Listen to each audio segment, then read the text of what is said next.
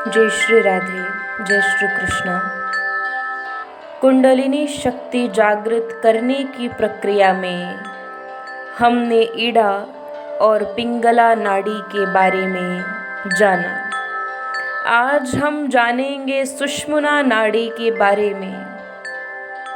स्थान की अगर बात करें तो सुषुम्ना नाड़ी का स्थान इड़ा और पिंगला नाड़ी के बीच में होता है।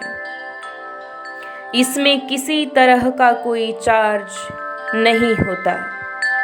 यह नाड़ी ना ही तो पॉजिटिव होती है और ना ही नेगेटिव। जैसे इड़ा नाड़ी नेगेटिव चार्ज को फॉलो करती है, पिंगला नाड़ी पॉजिटिव चार्ज को फॉलो करती है, वैसे ही सुषुम्ना नाड़ी किसी भी चार्ज को फॉलो नहीं करती। यह न्यूट्रल होती है। जब कोई इंसान सांस लेने के लिए ज़्यादातर समय नाक के दोनों छिद्रों का प्रयोग करे, तब वे परिस्थितियां उत्पन्न होती हैं जब इंसान की सुषुम्ना नाड़ी एक्टिवेट होने लगती है। नाक के दोनों छिद्रों से ही सांस लेने का अर्थ यह नहीं होता कि व्यक्ति की कुंडलिनी शक्ति जागृत हो गई है, बल्कि इसका अर्थ होता है कि उसकी सुषुम्ना नाड़ी जागृत होने वाली है। सुषुम्ना नाड़ी जब एक्टिव हो जाती है तो वह साधक की ग्रोथ करने से पहले उसकी चेतना को दोबारा से मूलाधार चक्र पर ले जाती है। अब तक की प्रक्रिया में अगर कोई अशुद्धि रह गई है तो उस अशुद्धि को सुधार दिया जाता है। जब यह नाड़ी एक्टिव हो जाती है तो मनुष्य के विचार, इच्छाओं और सपनों को मिटाना शुरू कर देती है। इसलिए मनुष्य को कई बार ऐसा महसूस होता है कि वह जीवन में कुछ नहीं करना चाहता। ऐसा व्यक्ति अपने आप में खोया रहता है और उसे दुनिया की भागदौड़ से नफरत हो जाती है। ऐसे व्यक्तियों को एकांत प्रिय, शांति और गंभीरता की भावना घेरे रहती है। ऐसा होने पर जो व्यक्ति बीच में ही रुक जाता है, अर्थात ऐसी स्थिति उत्पन्न होने पर यदि कोई व्यक्ति यहीं अपना ध्यान रोक देता है तो वह बीच में ही भटक जाता है। यदि आपके साथ भी कुछ ऐसा ही हो रहा है तो आप ध्यान को ना छोड़ें, प्रतिदिन ध्यान करते रहें, क्योंकि प्रकृति जब काम करती है तो इंसान को बिल्कुल अकेले में ले जाती है। शुरुआत में अकेलापन बहुत बुरा लग सकता है, लेकिन धीरे धीरे यह अकेलापन आपको पसंद आने लगता है और यही अकेलापन आपको असीम शक्तियाँ दिलाने में सहायता करता है। सुषुम्ना नाड़ी जब एक्टिव होती है तो यह मनुष्य के कॉन्फिडेंस लेवल को बढ़ा देती है। मनुष्य दृढ़ निश्चयी हो जाता है और उसे अथाह ज्ञान की प्राप्ति होती है। सुषुम्ना नाड़ी जब एक्टिव हो जाती है तब सारे चक्रों में से एक बार फिर से चेतना गुजरती है।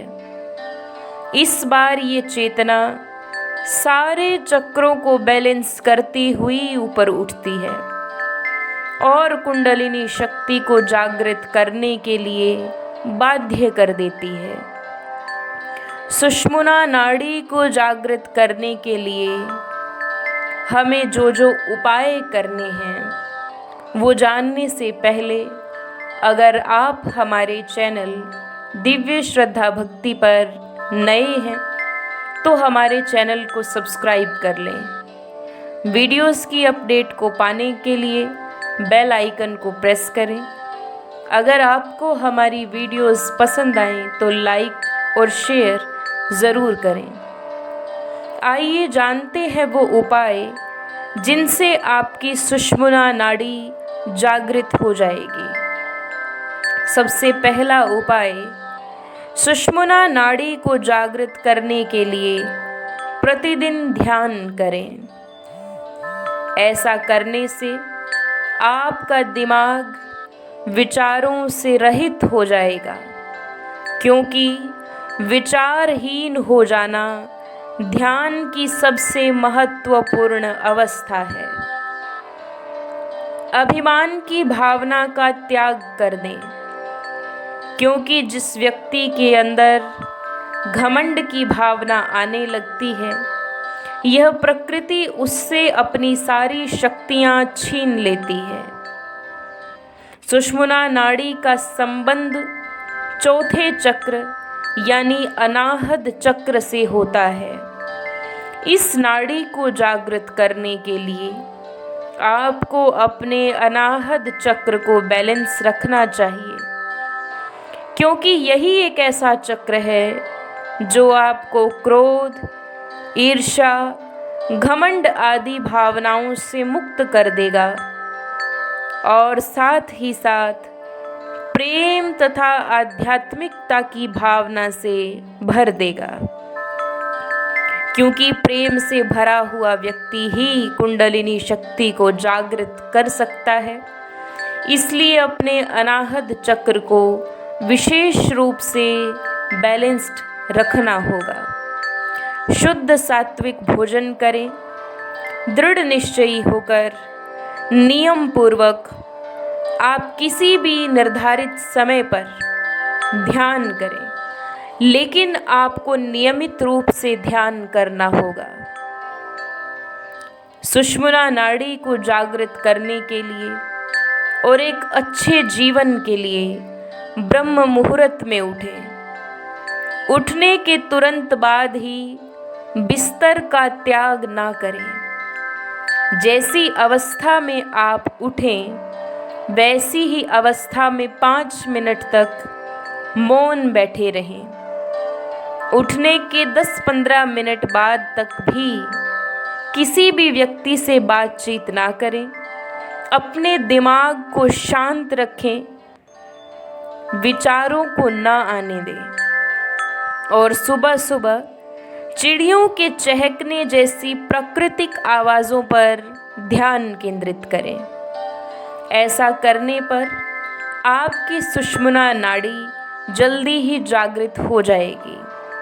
सुषुम्ना नाड़ी जागृत होते ही आपकी चेतना आपके 7 चक्रों में से होकर दोबारा गुजरने लगती है। आपके जागृत हुए 7 चक्र और जागृत 3 नाड़ियाँ कुंडलिनी शक्ति को जागृत करने के लिए बाध्य कर देते हैं। और जब आपकी कुंडलिनी शक्ति जागृत होती है तो आपको अनंत और असीम ज्ञान की प्राप्ति होती है। इस ज्ञान को पाने के लिए निरंतर ध्यान करते रहना ज़रूरी है। ध्यान की विधियों को जानने के लिए आप मुझे कमेंट बॉक्स में कमेंट करके ज़रूर बताइए। ध्यान की अनेकों विधियाँ मैं आपको अपनी आगे आने वाली वीडियोस में बताऊंगी। तब तक के लिए आप जुड़े रहिए हमारे चैनल के साथ। प्रसन्न रहिए, स्वस्थ रहिए। जय श्री राधे, जय श्री कृष्ण।